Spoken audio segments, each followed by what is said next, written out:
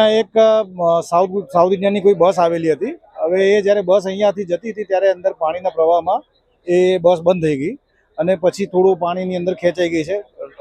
એ causeway છે અને કોઝવેથી અડધો ભાગ કોઝવે ઉપર છે, અડધો ભાગ નીચે છે. અત્યારે અંદર જેટલા પ્રવાસીઓ હતા બધાને બચાવીને એક ટ્રકમાં ટ્રાન્સફર કરી દીધેલા છે અને હવે એમને અહીંથી સલામત જગ્યાએ ખસેડવાની તજવીજ ચાલી રહી છે. થોડો પાણીનો પ્રવાહ થોડો વધારે ફાસ્ટ થયો છે એટલે અમે સમયની રાહ જોઈએ છે કારણ કે બધા વરિષ્ઠ નાગરિકો છે અને એ લોકો સલામત રીતે ધરપતથી એ લોકો કિનારા આવે એના માટેની કાર્યવાહી ચાલી રહી છે.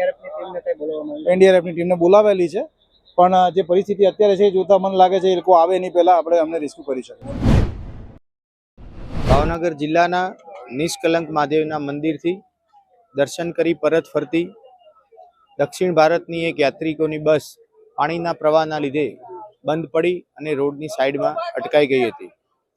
અન્ય મોટું વાહન મોકલી યાત્રિકોને બસમાંથી શિફ્ટ કરી અને ટ્રકમાં લાવી દેવામાં આવેલા છે. પાણીના પ્રવાહના લીધે બચાવ કામગીરીમાં ગયેલ ટ્રક ત્યાં બંધ પડેલ છે. અન્ય મોટા વાહનો મોકલી યાત્રિકોને સહી સલામત બહાર કાઢી નાખવા માટેની જહેમત ચાલુ છે. નમસ્કાર, બુદ્ધેશભાઈ જાંબુચા, મંત્રી શ્રી પુરુષોત્તમભાઈ સોલંકી સાહેબના ભાવનગર કાર્યાલયથી. હાલ અમારા વિસ્તારની અંદર કોળિયા ગામ નિષ્કલંક મહાદેવ જવાના રસ્તે માલેશ્વરી નદીનો નાનો એવો પુલ છે અને અતિવૃષ્ટિને કારણે ઉપરવાસમાં વધારે વરસાદ હોવાને કારણે ત્યાં તમિલનાડુથી યાત્રાળુઓ જે નિષ્કલંક મહાદેવ આવેલા અને એમને અજાણતા એ બસ ત્યાંથી પસાર કરવામાં આવેલી અને તે ફસાયેલી.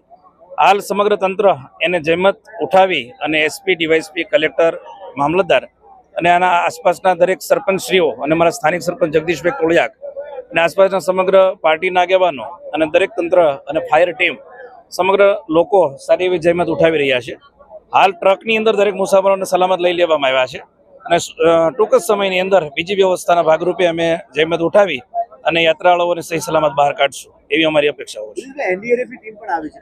હા, અને ટૂંક સમયની અંદર 2 કલાકની અંદર એનડીઆરએફ ટીમ પણ પહોંચે છે. મંત્રીશ્રી અને પુરુષોત્તમભાઈ સોલંકીના સન દિવેશભાઈ સતત આ સંપર્કમાં છે અમારા અને દરેક ટીમને પણ સારી એવી ટૂંકમાં છે એ સૂચનાઓ આપવામાં આવી રહી છે.